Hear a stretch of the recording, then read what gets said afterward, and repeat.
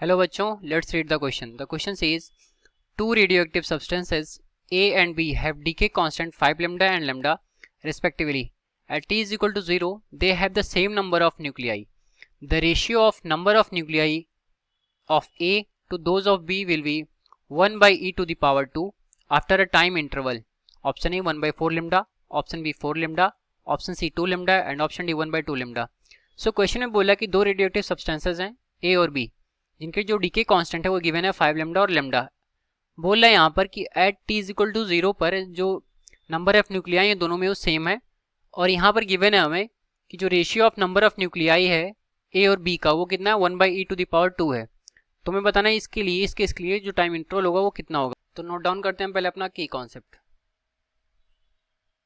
की कॉन्सेप्ट तो जो हमारा की कॉन्सेप्ट होगा यहाँ पर होगा law of radioactivity decay. ठीक है, तो इसको लिखेंगे law of radioactive decay. ये क्या कहता है कि जो रेट ऑफ डिसइंटीग्रेशन होता है at any time that is dn by dt, ये डायरेक्टली प्रोपोर्शनल होता है number of nucleus present in that sample at that time, that is n. ठीक है, या फिर हम इसको लिखते हैं number of nuclei present in that sample at that time is equal to n not e to the power minus lambda T.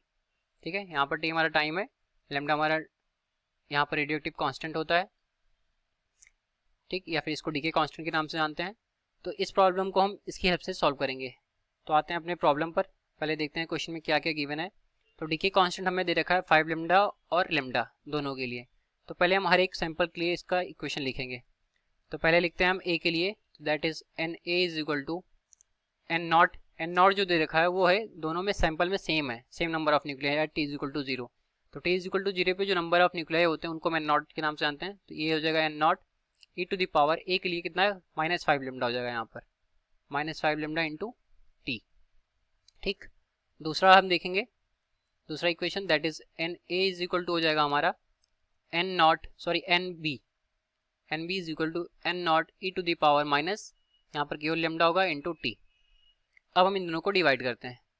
तो divide करके देखते हैं, सॉल्व करते हैं इसको.